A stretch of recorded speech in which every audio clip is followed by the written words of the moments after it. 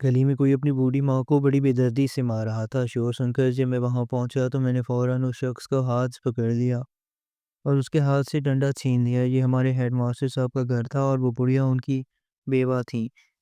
ان کے صدر اور چہرے پر گہرے زخم تھے۔ میں نے اس بدبخت بیٹے کو دھکا دیا اور ماں جی کا ہاتھ تھام کر انہیں اپنے گھر لے آیا۔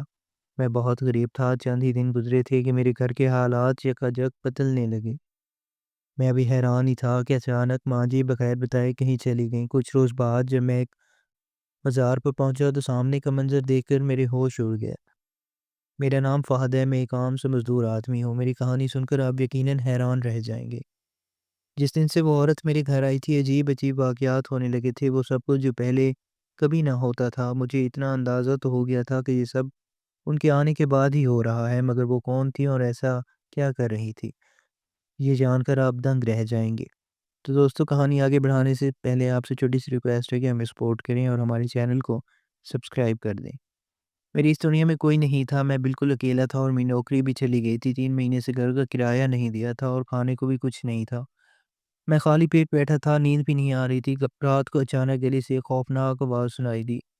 ایک عورت مدد کے لیے پکار رہی تھی، مجھے بچاؤ، کوئی ہے۔ میں فوراً باہر نکلا کہ دیکھوں کہ یہ کیا ماجرا ہے۔ میں اوپر چبوترے پر رہتا تھا، نیچے اترا تو دیکھا ایک آدمی ہاتھ میں ڈنڈا لیے اپنی بوڑھی عورت پر ظلم کر رہا ہے۔ میرے اندر خوف اور غصے کی ملی جلی کیفیت پیدا ہوئی۔ کیسے کوئی انسان اتنا ظالم ہو سکتا ہے؟ میں نے فوراً اس کا ڈنڈا چھین لیا اور کہا، تمہارا دماغ خراب ہے؟ کیا دشمنی ہے تمہاری اس عورت سے؟ وہ کچھ نہیں بولا۔ اس کا چہرہ عجیب سا تھا، نہ بوڑھا لگتا تھا نہ جوان۔ میں نے کبھی دیکھا وہ ڈر کر اندر چلا گیا۔ میں نے عورت کو غور سے دیکھا تو پہچان گیا کہ یہ کون ہے۔ یہ ہمارے ماسٹر صاحب کی بیوی تھی جو ہمارے اسکول میں دینیات اور اخلاقیات پڑھاتی تھی۔ میں خود ان کی جنازے میں شامل ہوا تھا۔ بہت بڑا جنازہ تھا کیونکہ وہ نہایت نیک دل انسان تھے۔ اب یہ عورت اس کی بیوہ تھی۔ میں نے انہیں سہارا دیا، اسپتال لے گیا۔ ڈاکٹر نے کہا ان کے سر اور بازو پہ شدید چوٹیں ہیں۔ سرکاری اسپتال تھا مگر میری جیب کے آخری پیسے بھی وہیں خرچ ہو گیا۔ میں انہیں اپنے گھر لے آیا، پرانی چادر اڑا دی اور پانی پلایا۔ رات بھر جا کر خیال رکھا۔ دل میں ڈر بھی تھا کہ کہیں وہ ظالم آدمی دوبارہ نہ آ جائے۔ میں نے خود کو ہمت دی اور ان سے کہا، ماں جی آپ آرام کریں، میں یہی ہوں، آپ کو کچھ نہیں ہونے دوں گا چاہے جان چلی جائے۔ وہ مطمئن ہو کر سو گئیں۔ صبح جب میں نے ان کی حالت دیکھی تو شکر ادا کیا کہ بہتر لگ رہی ہیں۔ دراصل وہ ہمارے اسکول کے ماسٹر صاحب کی بیوی تھی، اور وہ ظالم شخص کون تھا یہ مجھے معلوم نہ تھا، مگر اتنا ضرور جانتا تھا کہ ماسٹر صاحب اب اس دنیا میں نہیں ہیں۔ میری حالت بہت خراب تھی، نوکری ختم ہو چکی تھی، گھر کا کرایہ بھی باقی تھا اور کھانے کو بھی کچھ نہ تھا۔ میں جس آرڈر پر چائے بناتا تھا وہاں سے بھی نکال دیا گیا کیونکہ انہوں نے بجلی والی کیتلی خرید لی۔ اب سوچ میں تھا کہ ان ماں جی کا خیال کیسے رکھوں۔ صبح ہوئی تو میں گھر سے نکلا، دل میں خوف تھا کہ کہیں وہ ظالم شخص مجھے روک کر یہ نہ کہہ دے کہ اس عورت کو واپس کرو، یہ میری بیوی ہے، مگر ایسا کچھ نہیں ہوا۔ میں بازار سے ادھار ناشتہ لے کر لوٹا تو وہی شخص سامنے سے گزرا، مگر اس نے میری طرف دیکھا تک نہیں۔ میں نے سوچا شاید وہ اس بیچاری بیوہ عورت سے پیچھا چھڑانا چاہتا ہے۔ میں نے ناشتہ میز پہ رکھا اور کہا، ماں جی ناشتہ کر لیں۔ وہ بولے، بیٹا تیرا شکریہ، تو نے میری بڑی مدد کی، مگر یہ بازار کا ناشتہ کیوں؟ مجھے بتا دیتا، میں تیرے لیے اور اپنے لیے پراٹھے بنا لیتی۔ میں نے کہا، ماں جی گھر میں نہ آٹا ہے نہ تیل نہ گیس، اس لیے بازار سے لے آیا۔ وہ بولی، بیٹا تو کام نہیں کرتا کیا؟ میں نے بتایا کہ حالات بہت خراب ہیں، نوکری نہیں ہے۔ میں نے ان سے کہا، آپ دعا کیجئے سب ٹھیک ہو جائے گا۔ انہوں نے سر ہلایا اور کہا، انشاءاللہ بیٹا میں دعا کروں گی۔ میں نے کہا، آپ دوا وقت پر لے لیجئے گا، میں کام ڈھونڈنے جا رہا ہوں۔ وہ بولی، بیٹا تو نے کہا کہ کام نہیں ہے۔ میں نے مسکرا کر کہا، کوشش تو کرنی ہے نا ماں جی، شاید اللہ کوئی راستہ نکال دے، اور میں نکل گیا۔ جاتے وقت مکان مالک ملا، اس نے پوچھا، رات کو اتنا شور کیوں تھا؟ سارا محلہ جاگ گیا۔ میں نے کہا، اگر کسی عورت پر ظلم ہو رہا ہو اور کوئی اس کی مدد نہ کرے تو کیا یہ انسانیت ہے؟ میں نے صرف اس کی مدد کیا، وہ میری ماں جیسی ہے اور میرے گھر میں ہی رہیں گی۔ وہ چپ ہو گیا اور بولا، اچھا اگر عورت کا معاملہ ہے تو کوئی مسئلہ نہیں۔ میں نے سوچا واقعی زندگی بہت مشکل ہو گئی ہے، ہر طرف غربت اور تنگدستی ہے، مگر دل میں یقین تھا کہ اللہ نے مجھے ان کی مدد کے لیے چنا ہے، وہ کوئی نہ کوئی راستہ ضرور نکالے گا۔ راستے میں ایک آدمی ملا، اس نے کہا، آج میرا مزدور نہیں آیا، دکان میں کچھ سامان رکھوانا ہے، اگر رکھ دو تو پیسے مل جائیں گے۔ میں نے کہا، دیکھا تو سامان کے ڈبے پڑے تھے۔ میں نے کہا، ٹھیک ہے جی، رکھ دیتا ہوں۔ 2 گھنٹے میں کام مکمل ہو گیا۔ میں نے سوچا شاید وہ مجھے 400 روپے دے گا۔ مگر اس نے سیدھا 1000 دیا، میرا دل خوش ہو گیا۔ میں ابھی بازار ہی میں تھا کہ اس نے کہا ایک اور گاڑی آ رہی ہے، کیا اس کا سامان بھی اتار دو گے؟ میں نے کہا جی ہاں کوئی بات نہیں۔ اس نے مجھے ایک طرف بٹھا دیا اور چائے منگوا دی۔ تھوڑی دیر بعد دوسری گاڑی آئی، میں نے اس کا سامان بھی اتار دیا۔ اس نے پھر سے مجھے 1000 روپے دیے۔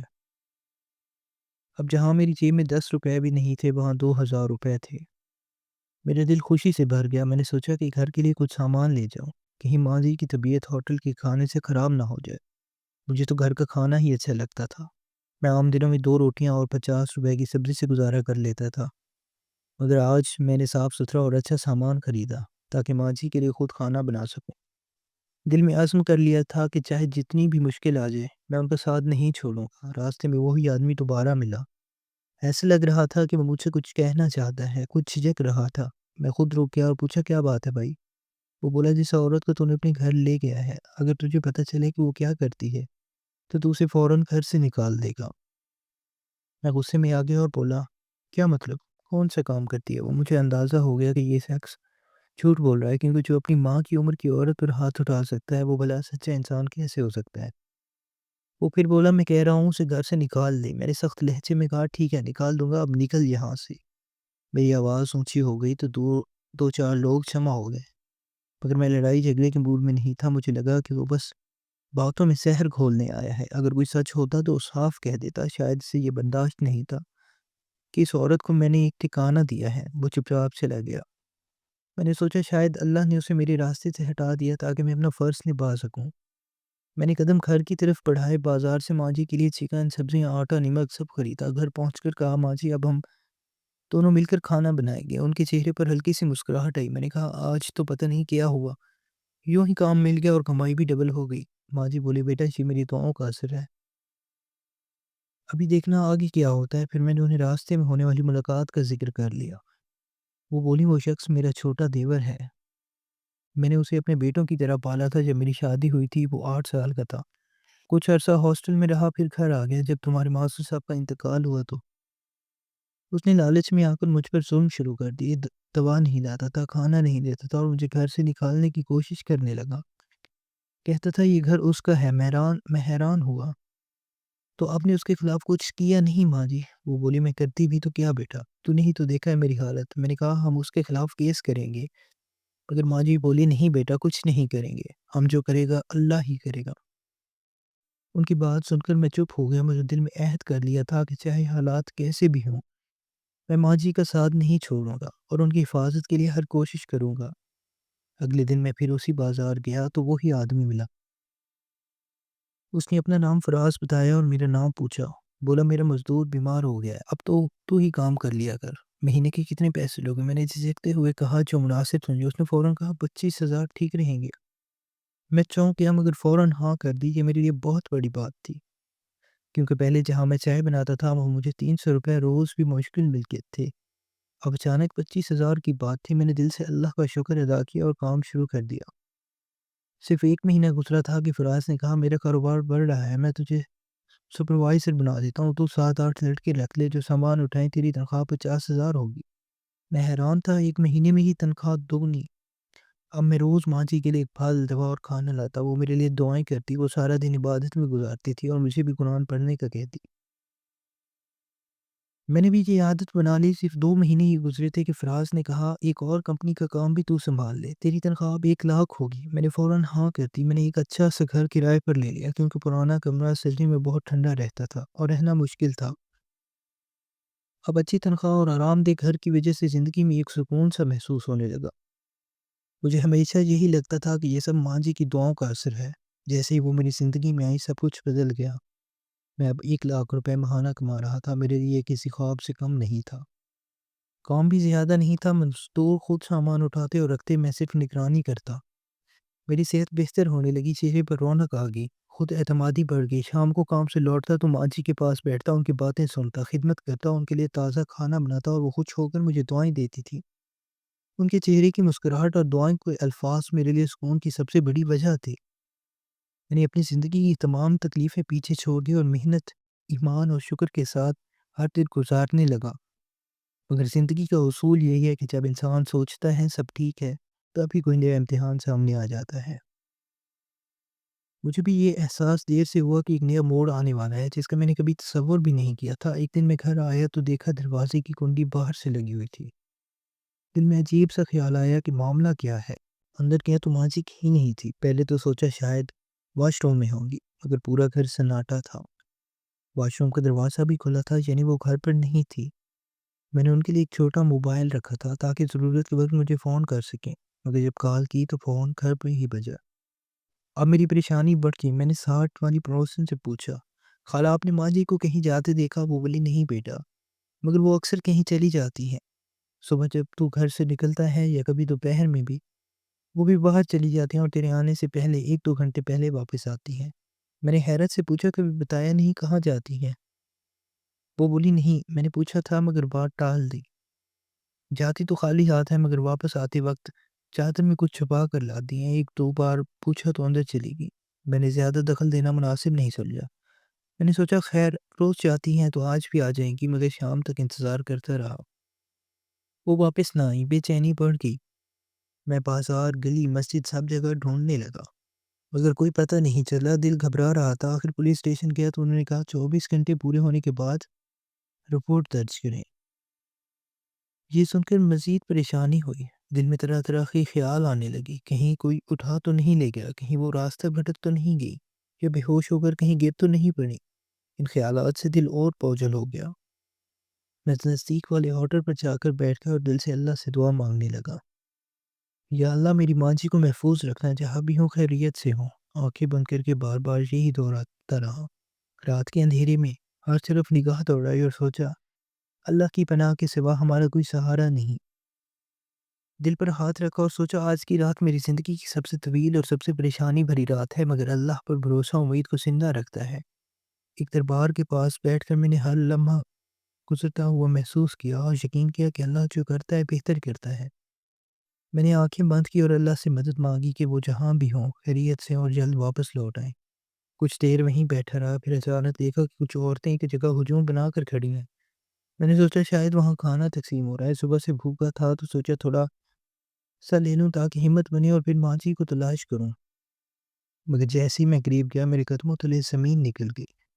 وہاں کھانا نہیں بلکہ ایک عورت بیٹھی تھی جس سے دعا کروانے کے لیے عورتیں بےتاب کھڑی تھی۔ لوگ کہہ رہے تھے یہ خاتون بہت دنوں بعد اس مزار پر آئی ہیں۔ جب میں نے چہرہ دیکھا تو دماغ سن ہو گیا۔ وہ کوئی اور نہیں بلکہ میری ماں جی تھی۔ وہ وہاں لوگوں کے لیے دعائیں کر رہی تھی۔ میں شش طرح رہ گیا، سمجھ نہ آیا کہ یہ سب کیا ہو رہا ہے۔ ان کے سامنے ایک صندوق رکھا تھا جس میں بے شمار نوٹ پڑے تھے، لوگ اپنی مرضی سے ڈال رہے تھے۔ وہ کسی سے کچھ مانگ کر نہیں رہی تھی۔ انہوں نے بھی مجھے دیکھ لیا اور اشارے سے بلایا۔ میں ان کے پاس پہنچا تو دل کو اطمینان ہوا کہ وہ خیریت سے ہیں۔ تھوڑی دیر بعد جب سب لوگ جا چکے تو میرے پاس آئیں اور بولیں چلو بیٹا گھر چلتے ہیں۔ انہوں نے پیسوں کا صندوق ایک طرف رکھا۔ میں نے سوالیہ نظروں سے پوچھا ماں جی یہ سب کیا ہے؟ آپ وہاں کیا کر رہی تھی؟ لوگ آپ کے لیے اتنے بےتاب کیوں تھے؟ مسکرا کر بولی پہلے یہ دیکھو۔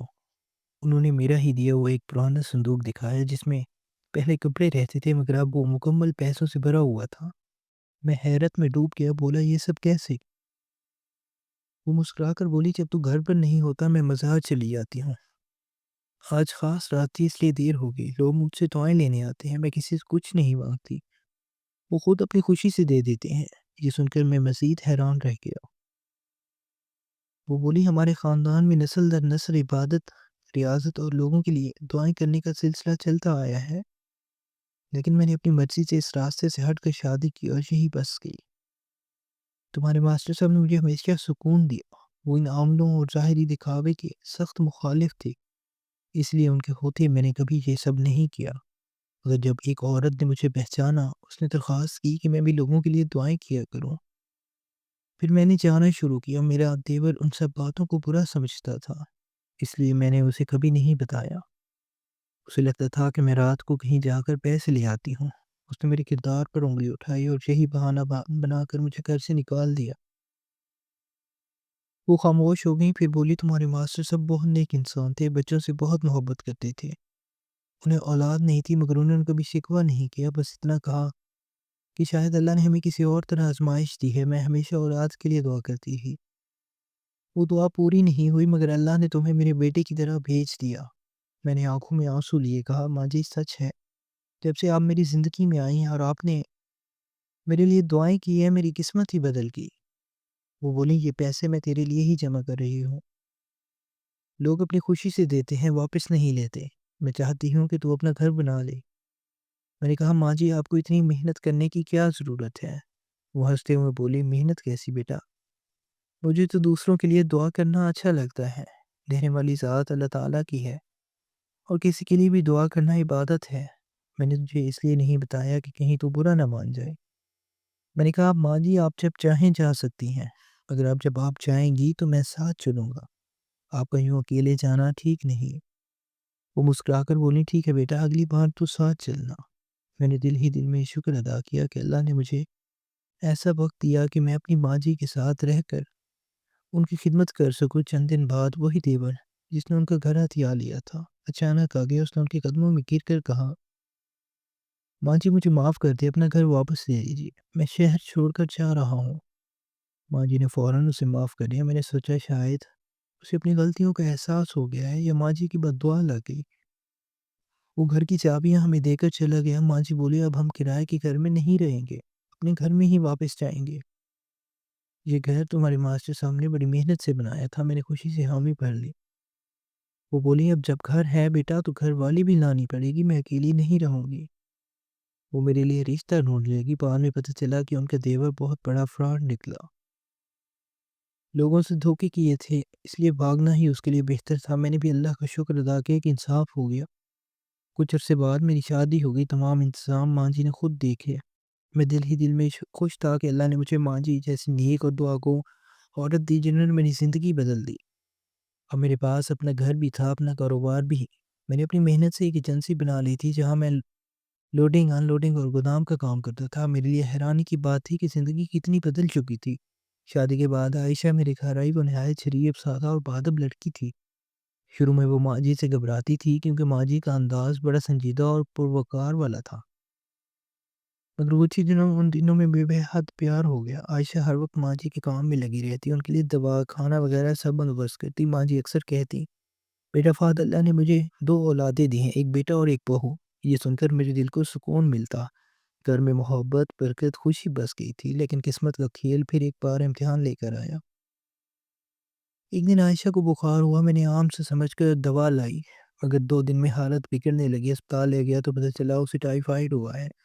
میں نے دن رات جا کر تیمارداری کی۔ ماں جی کی بھی ہر وقت قرآن پڑھ کر پھونک دیتی۔ اللہ کے کرم سے کچھ دن میں عائشہ کی حالت سنبھل گئی، مگر جب میں گھر لوٹا تو ماں جی کے کمرے کا دروازہ بند تھا۔ دستک دی تو کوئی جواب نہیں آیا، دل گھبرا گیا۔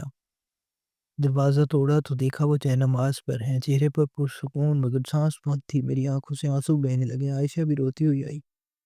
میں نے ماں جی کے سر پر ہاتھ رکھا اور بولی، ماں جی آپ نے وعدہ کیا تھا مجھے کبھی اکیلا نہیں چھوڑے گی، مگر اب وہ مکمل سکون کے عالم میں تھی۔ ہم نے ان کے جنازے کا اہتمام کیا، پورا محلہ جمع ہو گیا اور لوگ کہنے لگے کہ عورت بہت نیک تھی۔ کچھ عورتیں روتی ہوئی کہنے لگی، آج ہمیں اپنی ماں جی واپس نہیں ملے گی۔ میں نے قبر پر مٹی ڈالتے وقت دل ہی دل میں کہا، ماں جی آپ کی دعائیں میری زندگی کا سب سے بڑا سرمایہ ہے، میں آپ کے احسانات کبھی نہیں بھولوں گا۔ وقت گزرتا گیا مگر ان کی یادیں میرے دل سے کبھی نہ مٹ سکیں۔ آج جب میں کسی غریب کی مدد کرتا ہوں تو ماں جی کی آواز گونجتی ہے، بیٹا جس کے پاس کچھ نہیں اس کے لیے تیرا ایک لقمہ بھی دعا بن جائے گا۔ میں ان کے راستے پر چلنے لگا۔ عائشہ بھی میرے ساتھ غریبوں کو کھانا کھلاتی، دوائیں دیتی اور کہتی، یہ سب ماں جی کی دی ہوئی تربیت ہے۔ میں اکثر اس دربار پر جاتا ہوں جہاں ماں جی دعائیں کرتی تھی، وہاں لوگ اب بھی ان کے لیے فاتحہ پڑھنے آتے ہیں۔ میں دل ہی دل میں کہتا ہوں اگر نیکی کی کوئی خوشبو ہے تو وہ ماں جی کی یادوں میں بس گئی ہے۔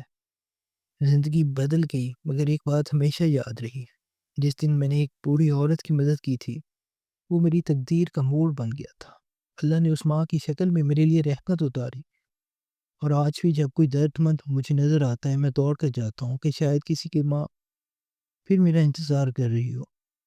دوستو آپ کو آج کی ہماری یہ کہانی کیسی لگی کمنٹ سیکشن میں لازمی بتائیں۔ اگر اچھی لگی تو ویڈیو کو لائک ضرور کریں، چینل پر نئے ہیں تو ہمارے اس چینل کو سبسکرائب کریں۔ ملتے ہیں کل ایک نئی اور دلچسپ کہانی کے ساتھ، تب تک کے لیے اللہ حافظ۔